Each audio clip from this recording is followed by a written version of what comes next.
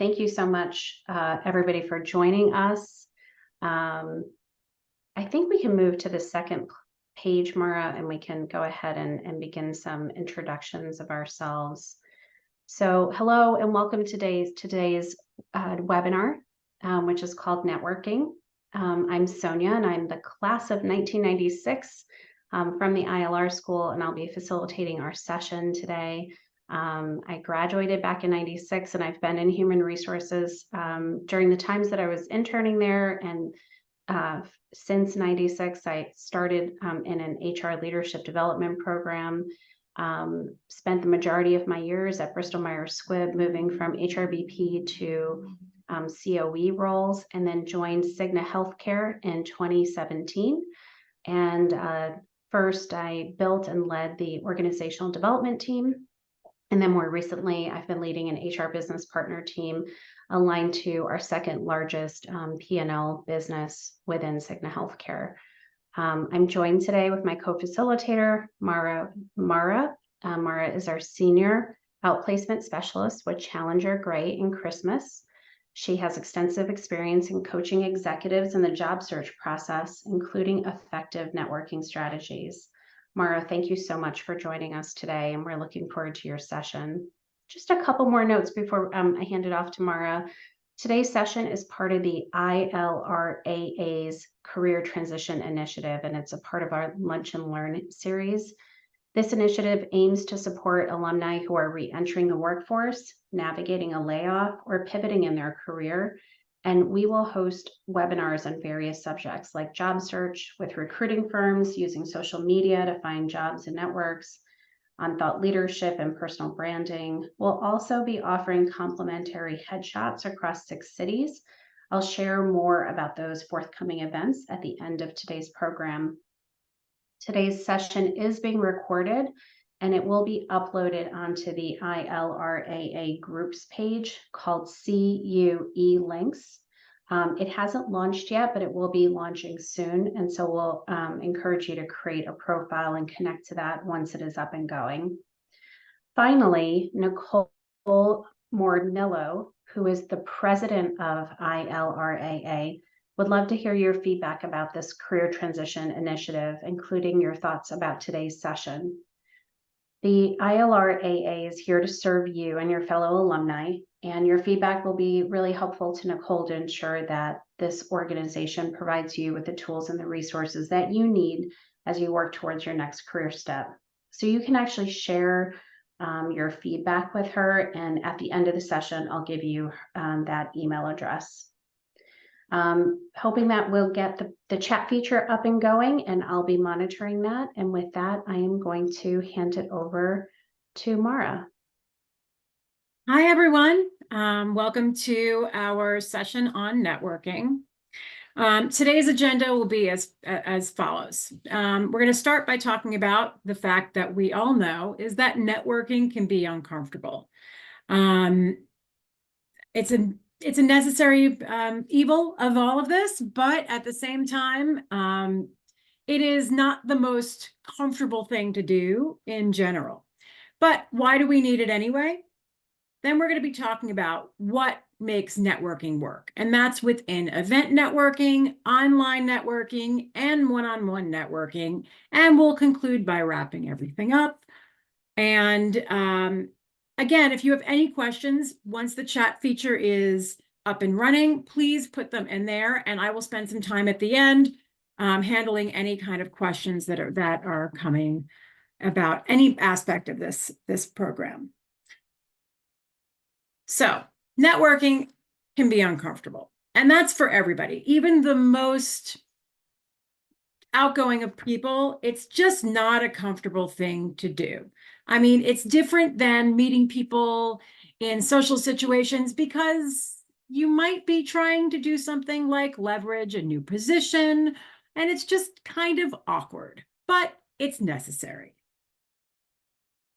So it's viewed as an exercise that feels unnatural, contrived, and manipulative. What adds to this discomfort is that it feels too self-serving. You don't want to ask for anything. And especially for people who are introverted, you might find it awkward or arduous. But why do we need it? Well, it's the #1 way to find jobs and advance careers. It's not about collecting people, it's about connecting with people. So what's so important about this? Well, it generates leads for both active and passive job search. You can increase the understanding of your profession's best practices, stay on top of new knowledge and current trends. And the benefits of professional network are access to new opportunities, learning and development, building your reputation and brand, providing emotional support, and increasing your confidence and self-esteem. And the long and the short of it is that you really want to tap into people who you know and people who they know, because that's how we grow.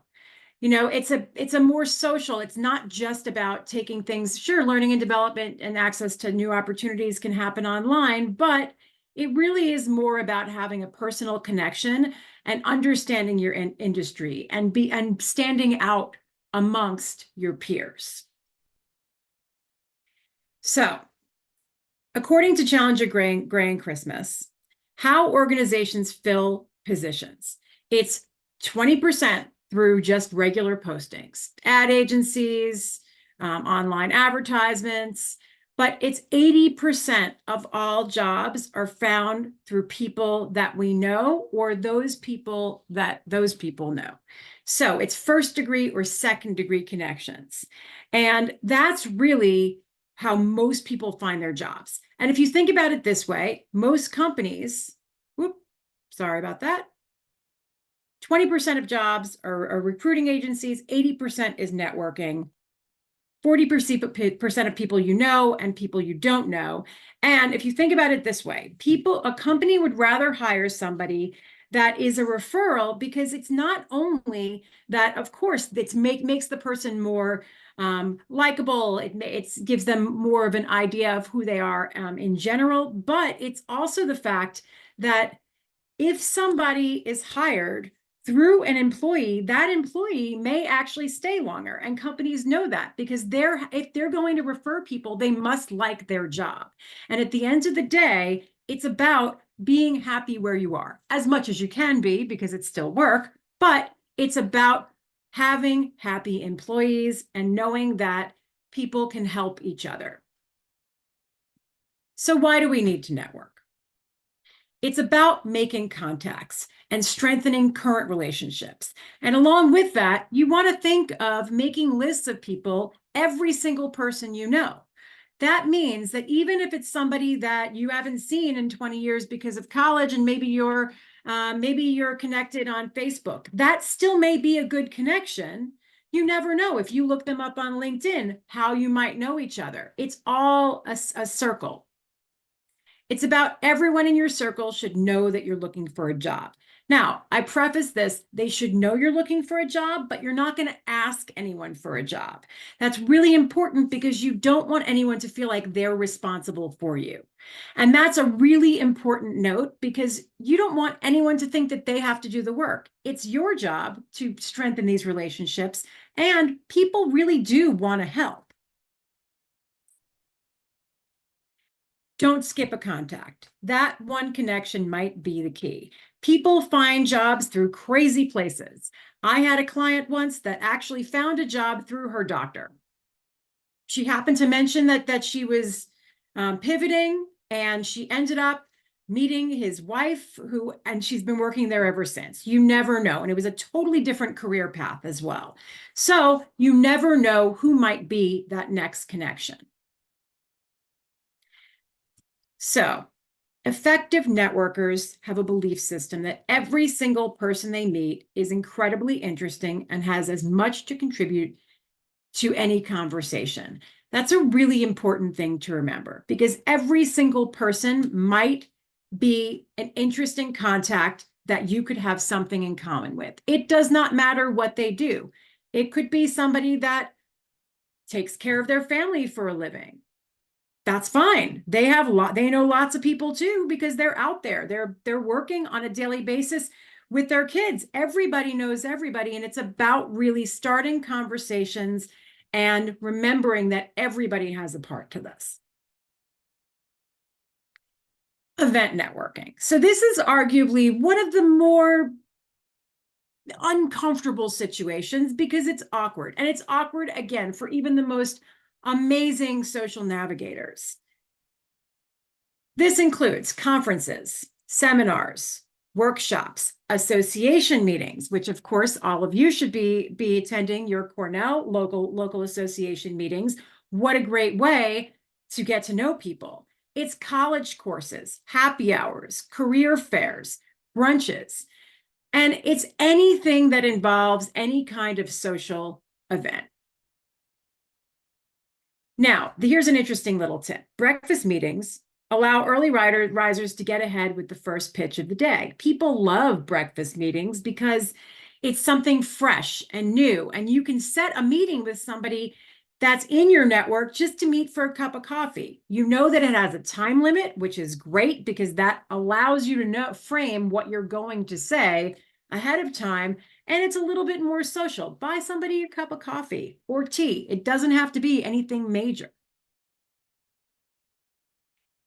So, event networking. So this is, HERMAC is the HR Chicago network. So when you're looking up an event, you want to research the registration attendee list first. And you can often find this online to see who's speaking. You want to identify 2 to 3 potential target contacts so that you can know who you're looking for ahead of time. And what's great is that with LinkedIn, you can often see their picture, or even online, they might have a list of who is going to actually speak there. Research those target contacts.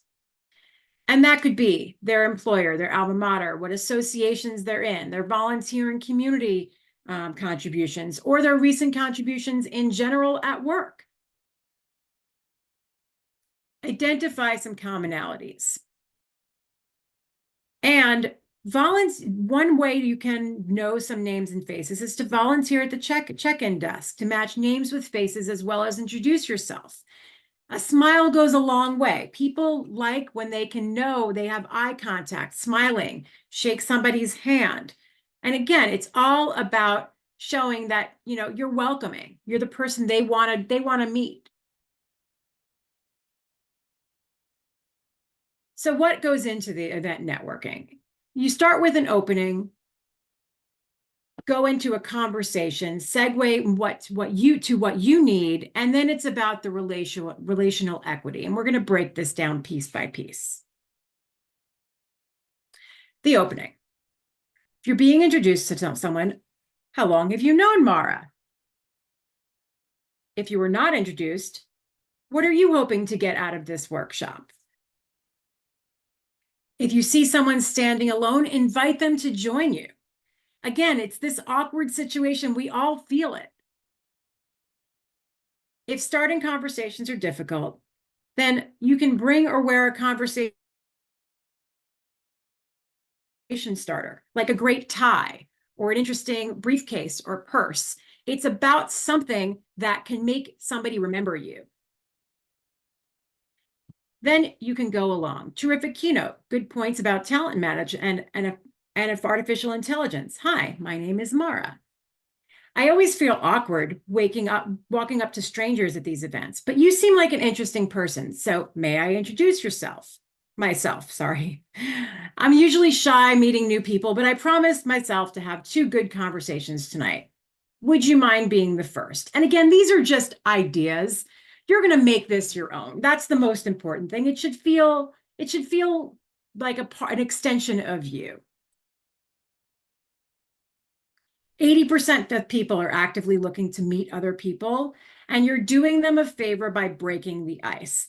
Again, even the most unbelievable networkers, talented networkers who do this all the time, still can feel awkward at times. You're not alone. The conversation. So if you're not familiar with Second City, it's often a feeder to SNL. It's in Chicago. And the Second City technique is about avoiding differing with. or contradicting your contact. You don't want to go against what they're saying. You want to have something in common. Agree with their point, then add something more. Yes, and or me too, and a smile, of course. Make sure the contact speaks more than you. I can't say this enough. It's, of course, awkward and uncomfortable sometimes when you're not feeling great. You want to talk a lot, but if you allow them to speak and you just listen, which is one of the biggest qualities that when people are hiring, they're looking for, it builds rapport. You ensure that you don't dominate the conversation. People love to be heard. Use all of your listening skills instead of talking a lot. So look for conversational cues, ask relevant questions. It takes the conversational pressure off on both sides. Again, all of this is about likability. People want to spend more time with people that they like. They want to help out people that they like. Then segue to what you need. I've really enjoyed our chat about learning and development. I'd like to keep in touch. May I send you an invitation to connect on LinkedIn? Thanks for the chat today. I'd really like to stay in touch, but I know how busy everyone is. Are you coming to the next workshop or association meeting? Let's grab a cup of coffee beforehand. Try advice instead of help. Again, asking for help may be an imposition to some, but people usually fall over themselves to give advice. And that's, again, you don't want to put anybody they don't want to feel like they're responsible for you. You want them to feel like they're helping you. And it's slight, it's the same thing, but it's really a different way of looking at things and approaching things. Relational equity. So you want to counteract the feeling of being self-serving with a dose of relational equity. Who would be good for you to meet? I might know of someone who could help. That project you talked about earlier, let me know if you would like some ideas for that project. And the traffic light strategy is also a great way of thinking about this. So the first 20 seconds of your conversation, your contact likes you as long as you're interesting, relevant, and in service to the other person. Then you get to the yellow traffic light. The risk is increasing that other person might lose interest. You want to watch for facial expressions and body language. And then there's the stopping point. That last 20 seconds, consider ending your message and allowing the other person to weigh in, or you're in danger of losing the conversation. And again, you want to be likable. You don't want somebody to feel uncomfortable or have that ick at the end of your conversation. Then we get to online networking. And this is also very important because email and other messages like text or chat, it's more than just a transmission of information. It's about messaging a relationship remotely or managing a relationship remotely. And it's also important to remember that anything that's written can always be found again. So you want to remember this because it's all about having a good conversation. When communication via email, text, or direct messaging, avoid an overconfident or abrupt or tentative tone. We've all been there, where we get a text and we're not really sure how to understand. Are they mad or are they happy? Avoid negative words in the subject line. Avoid extreme expressions and word choice. And avoid disparaging others. Nobody likes anybody that's negative. Avoid hitting send before reading that message out loud, or even having somebody else read it before you send it. We've all been there where something just feels off and it just makes you wonder, am I in trouble? What's going on? Or are they angry or something going on with them? So it's all about understanding that everybody is all in the same boat and we want to be positive. So LinkedIn, that's one of the #1 places to network. And according to LinkedIn, most people find their jobs through the second degree connection, not necessarily a first. So when you're on LinkedIn, you want to use the tabs on the very top. My network is a pretty powerful tab. So when you click on my network, you're going to get to this page. And manage my network, often you have to click on that specific area to make it come down. But what this does is it allows you to look at people within your network. So those are all your first degree connections, meaning you're directly connected to them. And you can also search with filters to find who your connections are.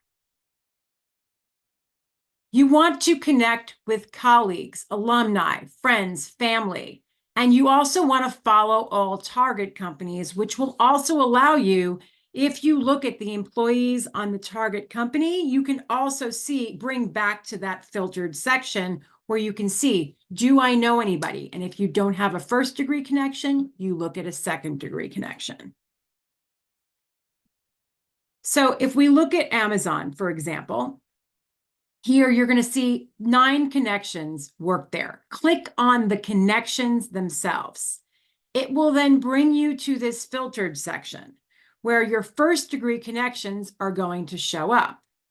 The interesting part about Amazon is if you have connections there, it will show you the umbrella of companies under there. So it's 29 companies under their umbrella.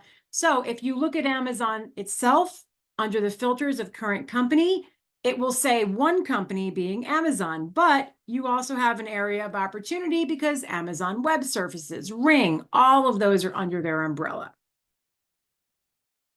If you don't have, and you're going to see the people who work there, again, those are all first degree connections. And if you don't see a first degree connection, always click where it says first. You can look at first and second. That means that you have somebody in common. And you're going to see, again, the umbrella of companies, but it's going to show you who you have in common as well. Those are mutual connections.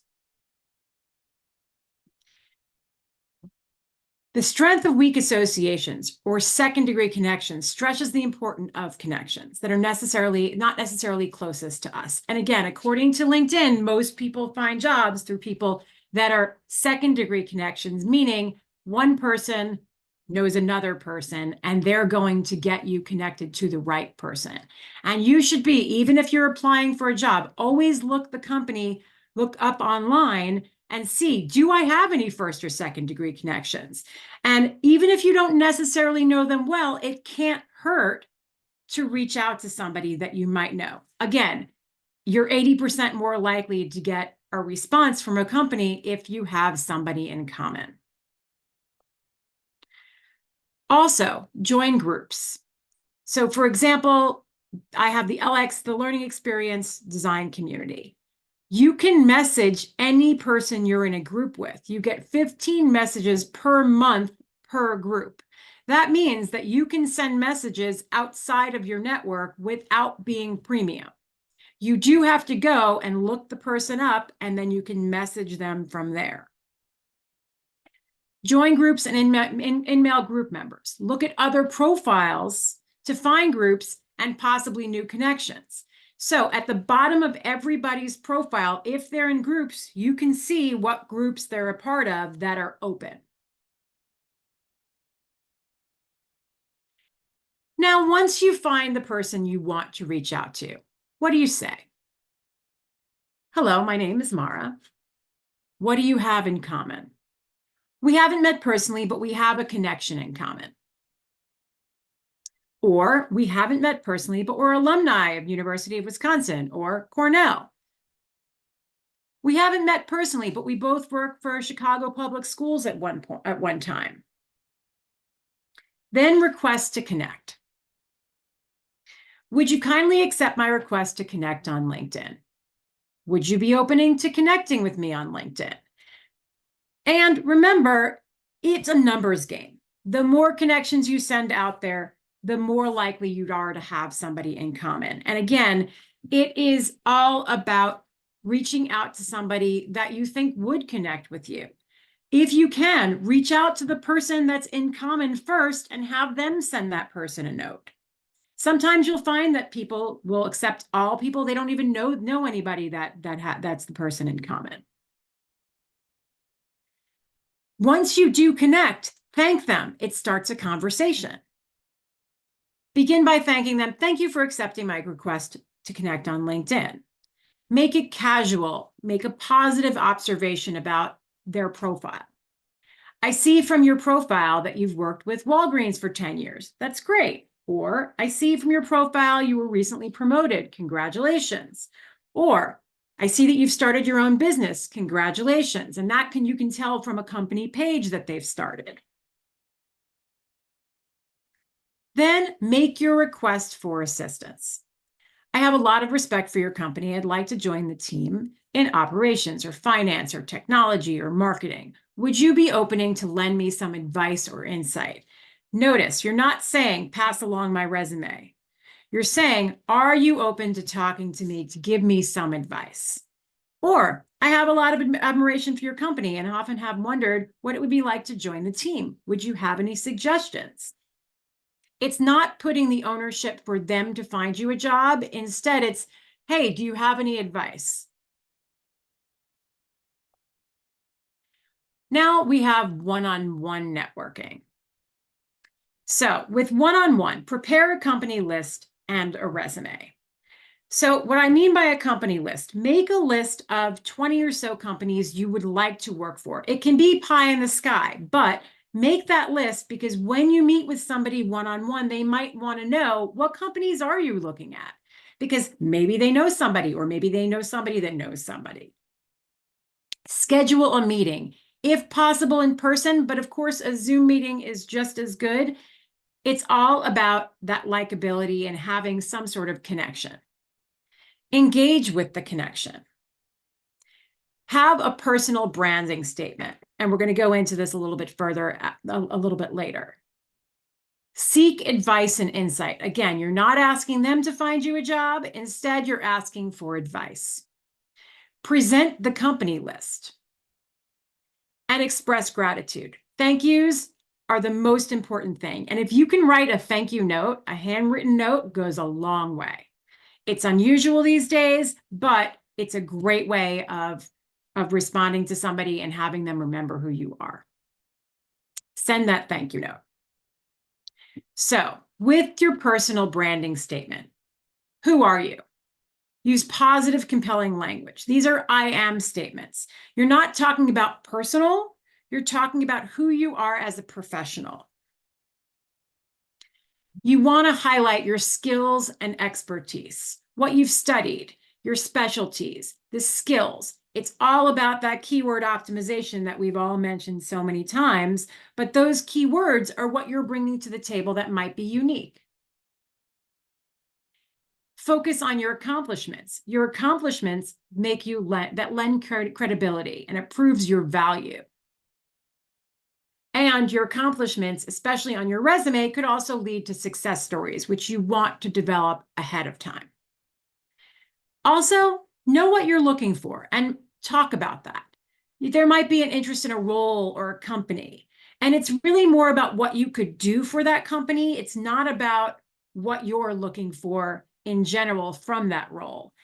I'm looking for a position where I could do X, Y, and Z that I've done before. The whole idea is if you've done it before, you can do it again.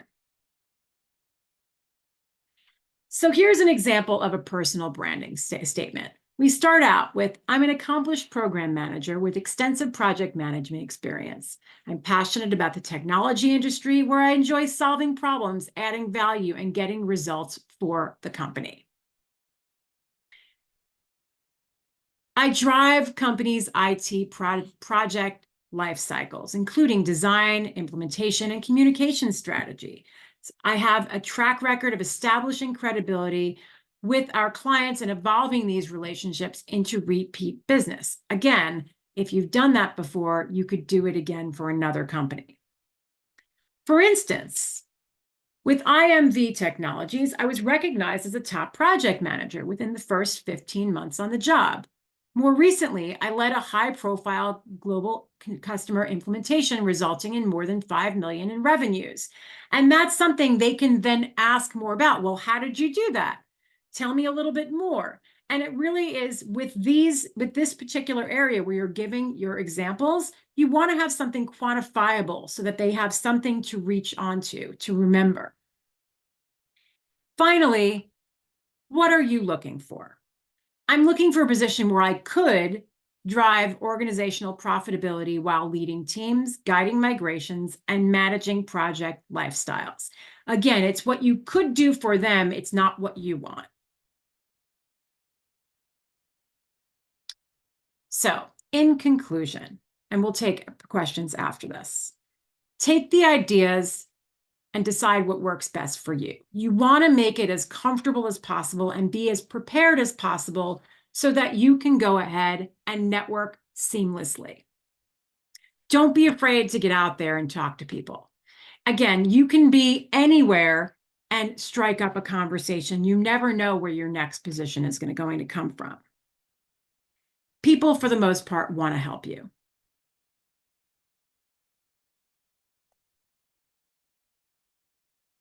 Do we have any questions? Yes, Mara, a couple have come in, and I'd encourage others to go ahead and put them in the chat box. We'll get you started with a question. If you enter in an in-person networking session where everyone is talking in pairs or groups, how do you break into the conversation? How do you find a way to interact when you're a single person kind of looking out on pairs or small groups? I think that brings us to commonalities. You don't want to, of course, you don't want to interrupt a session or interrupt somebody's conversation. But if you see something that might be a commonality with somebody, or you can often tell by body language if their conversation is dialing down a little bit, or get nearby, and smile. Again, and I don't want to focus that, I hate when people say, oh, everyone should be smiling all the time, especially when they say that to women. That's not what I'm talking about. I'm saying just a welcoming smile, looking somebody in the eyes can then gain their attention.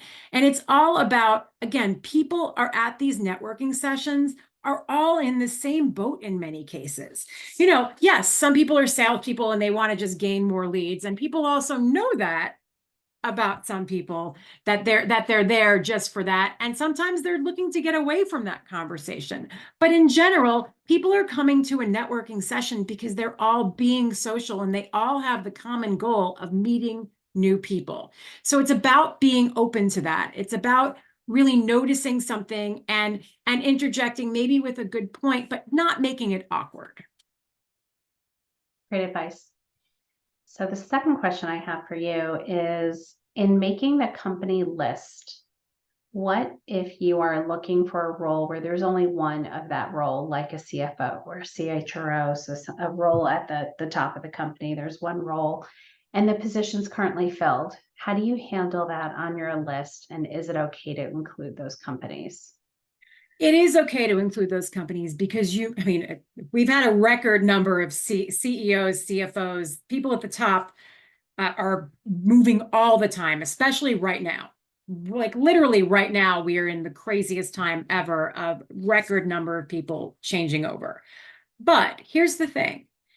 Even if you have that company on your list, it can be something you're striving to achieve. You don't know what's going to happen in the future.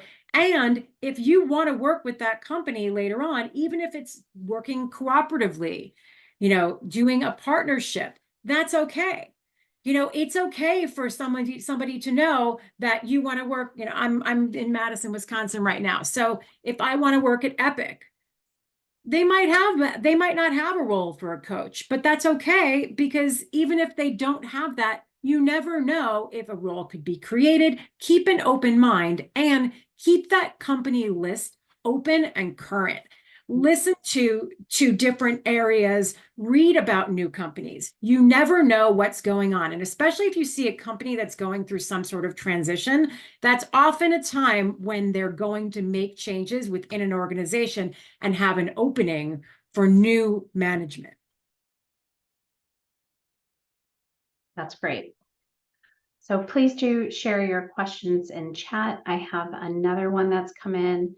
As you network and meet lots of people, what do you store and track your contacts in? Almost feels like you start needing a Salesforce kind of app. I could see that. Well, a lot of people go just basic and they make a spreadsheet. Mm-hmm. That's one way to do it. There's also LinkedIn. Remember, and here's something that I did not, unfortunately, take a picture because I couldn't figure out how to take a picture of my phone to take a picture of this. But if you go on the search bar on your LinkedIn app, there's a QR code right to the right of it. And if you listen, I do not have the easiest name to spell or say. If somebody wants to know, if they want to connect, I just use the QR code. They use their camera and boom, you can connect. Keep a list of new connections. The ones that accept you most recently will come up most recently in your connections list. But again, really good idea to keep a little notebook or your note sections of your phone. And once you meet people, yeah, it can be a little crazy. Make a little note, maybe even write a little note about red shirt or, great bag. Or again, we were talking about you want a commonality or something that's going to spark somebody's interest. It's because you want to remember them somehow. So again, keep a list, keep it as organized as possible. And even if you have to circle back and look at, that's why it's so important to have a LinkedIn picture. But even if you have to circle back and be like, oh yes, that's where I knew them from. It's all about commonalities. And I can't tell you enough, join the groups on LinkedIn and other areas, because you never know what's going to come from that. I know that ILRAA has a group. I joined it. Now, I am not a Cornell alumni, but listen, if you need to reach out to me, you know how to reach me because I'm on there. Yeah, perfect. So we are waiting for additional questions, but I wanted to kind of double down on like why network, which you covered at the beginning of the session, because I shared with you that I spent 17 years at Bristol Myers Squibb. So I kind of grew up there, moving into different HR positions, growing my career. I also had 3 children during that period of time. They all went to the on-site daycare with me. So it felt very, very family oriented that I could bring my children to work. And I put my head down like a lot of working parents do. It was really intense years to have 3 children, getting promoted, bigger jobs. And I didn't network at all, external to the company. And then as I got to 17 years in the company, it felt like a time where I needed to explore something else. And when I kind of pulled my head up and thought about my network, I was like, I don't have a network. I haven't taken, no recruiters aren't calling me. They don't know who I am. And I had to start, I realized the place for me to start was the BMS HR alum, those that had left the organization. And I started a spreadsheet, an Excel file. I wrote down all of their names and I started to call them. And I was received with such warmth that it fueled me. And I asked them for advice, as you mentioned, about how to think about my career. Who else could I network with? Which executive recruiters could they introduce me to? And my spreadsheet got longer and longer. And I really began to have a bigger and better network. But I also got reactions from recruiters when I reached out to them, like, who are you and where have you been? And wow, you have a great background, but we've never seen you out on the market. And it was true.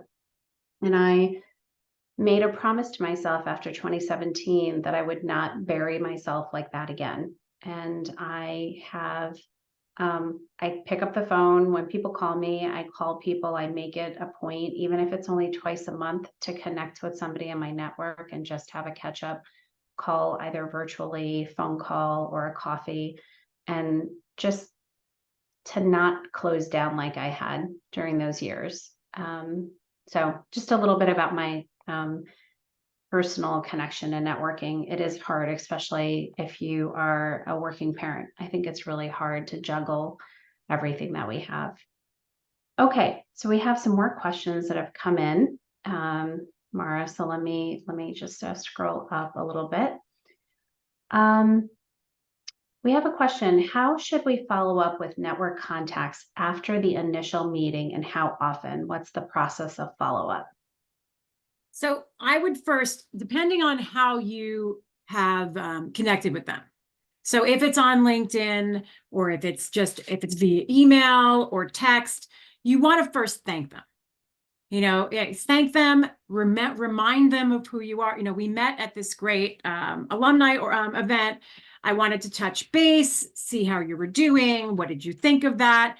And again, if you can, set a meeting, coffee, tea, whatever it is, lunch, whatever it is, you want to make it easy to reach out to them and have a conversation, or even just a phone call. And I'm not, how often really depends on their response. So if somebody's really quick to respond and, hey, I'm ready to help, that usually means that they also have the time at that moment. But sometimes we're working on big projects. We might not look at a text or an email. Don't let that deter you. If you don't get a response within a week or so, you can always reach out again, but you want to read where they're at. And especially as you go up, parents especially, I'm going through this right now, but parents especially, they might not have time to meet for coffee, or they might not have time to do something. So maybe it's just a quick phone call or a Zoom or something like that. It's whatever you can do to really keep in mind with them and have conversations. It could also be saying, oh, hey, I see that you got promoted again. You're having a commonality, you see something going on. Even if it's been 3 months and you see that somebody just had, sometimes on LinkedIn, you'll see their birthday, or that they just posted something, comment on that. Do whatever you can to be top of mind, but you don't want it to be overkill. Great advice. Okay. A question here. How do you network with executive recruiters, especially if you don't have a specific name within the company?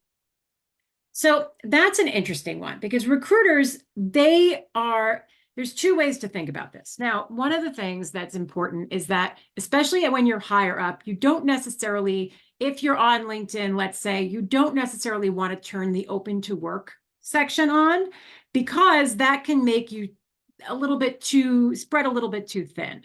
When you have a good executive recruiter, they might not want to compete with other companies, because again, you want to remember, recruiters are working for themselves. They're going to make money when they place you. But if you don't know who to work with, I would first reach out to other people in your industry and ask if they've worked with any recruiters, because you will find honest opinions about the people that they're working with. And I've worked with a lot of CHROs that they found that person that they love, and they will not go to other recruiters because that's their person. They understand them. You want somebody who vibes with you. But also, if you have no idea where to start and nobody really has any advice for who the recruiters are, look at some of the top recruiting firms and go backwards. See what, let's say it's, and of course I'm at Korn Ferry, and look and see who the people, you can look online and see who the people are at Korn Ferry that specialize in different areas. You can see what, let's say it's a technology person and you're interested in technology, look at their LinkedIn. See what they're commenting on, what they're posting, what they're talking about. And if it's somebody that's technology that's never on there, maybe that's a red flag. Maybe you don't want to reach out to that person. But, exacerbate all different areas. You can also find out and see if you know that a recruiter is working with a certain company, then you can always reach out to that recruiting firm and find out, hey, is there somebody I should be talking to? And internal recruiters or internal people that you're trying to find, have the people who you're working with, or that the connection at a certain company, say, hey, you know, do you know who is the recruiter or the hiring manager for that particular job? Because if you get passed along, you don't want to go to the wrong area. But again, if you can find somebody, and recruiting is a little bit different because you're not trying to find somebody that you know necessarily at a recruiting firm, unless you want to work with that person. Because again, it's a kind of a tough field. You want to find somebody that can work with you, for you, and that has something that works with your style.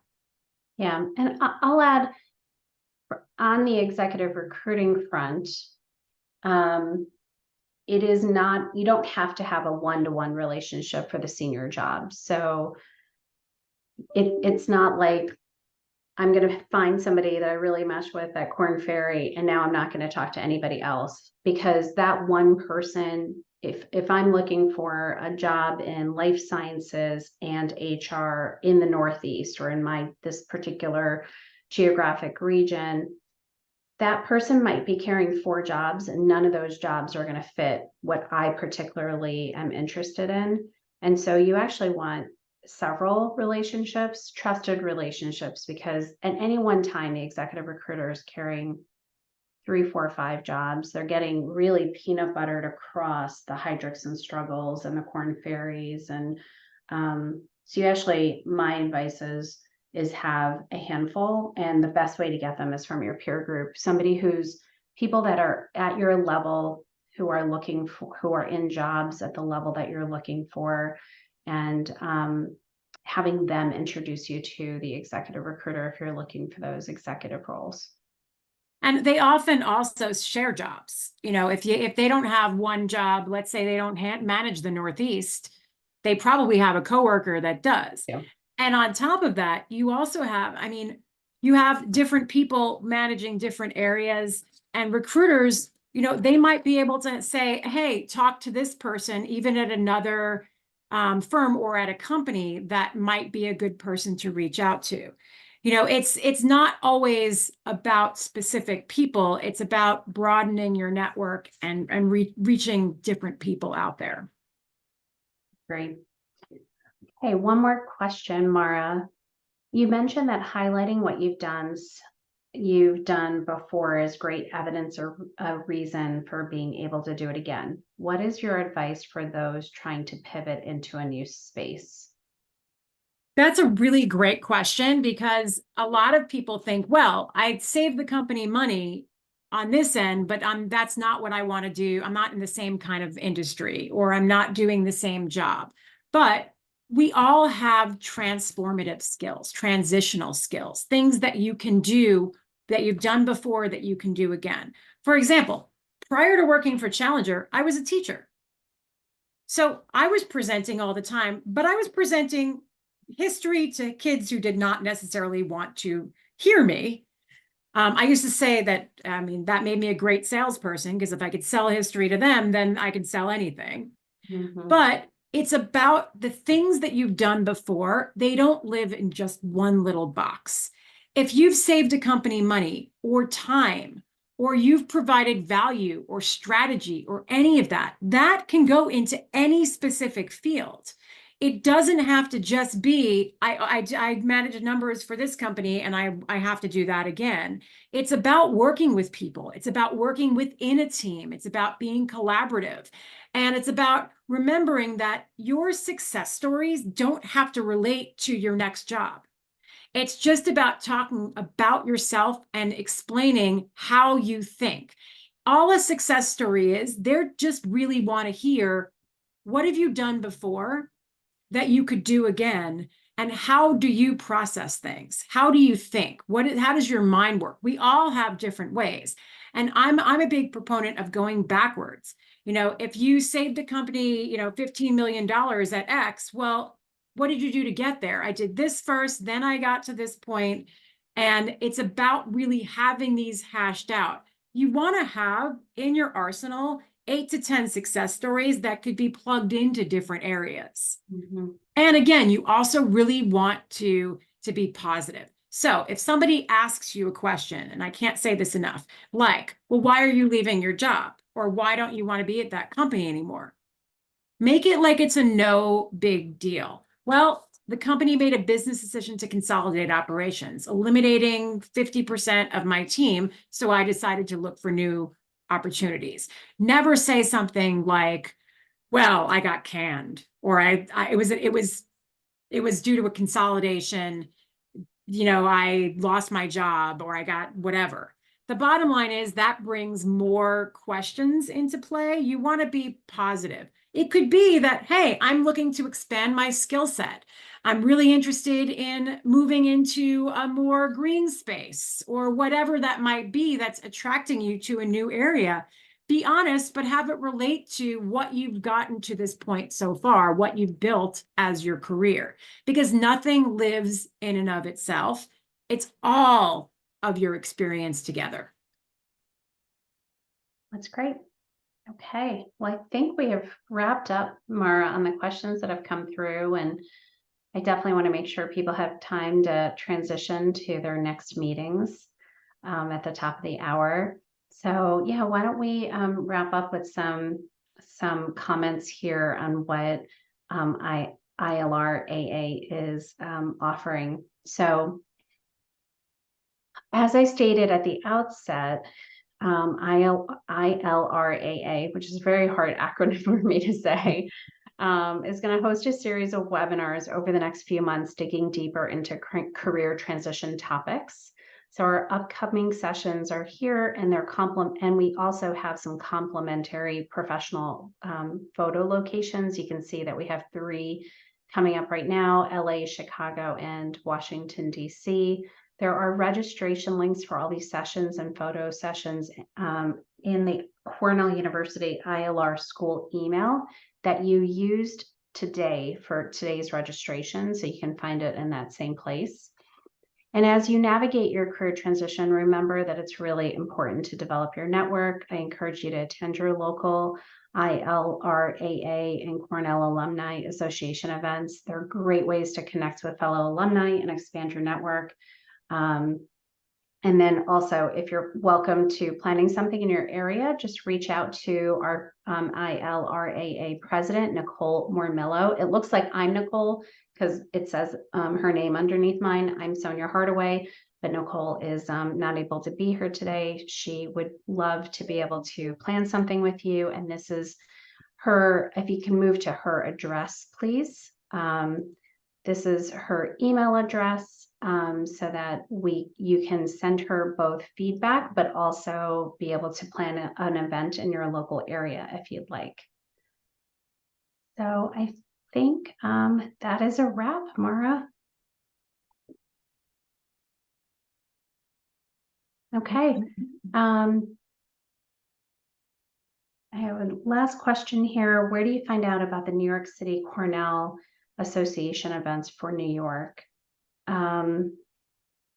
Let's see, I live in Philadelphia, and I know I'm on an email list where I'm getting Philadelphia updates around what we're doing in the area. I would say, Richard, to go ahead and email this Gmail address and ask that directly to Nicole, because she could probably help get you on the right distribution list. Because once you're on the list, it's great. I see that Cornell's coming to Princeton for a basketball game this week. There's an International Women's Day event in Philadelphia that I'm actually joining next week. So I'm seeing everything just over you being on the right distribution list for Philly. Okay. Well, thank you, everybody. Mara, thank you so much for your great advice and your presentation. I think we all learned a lot today.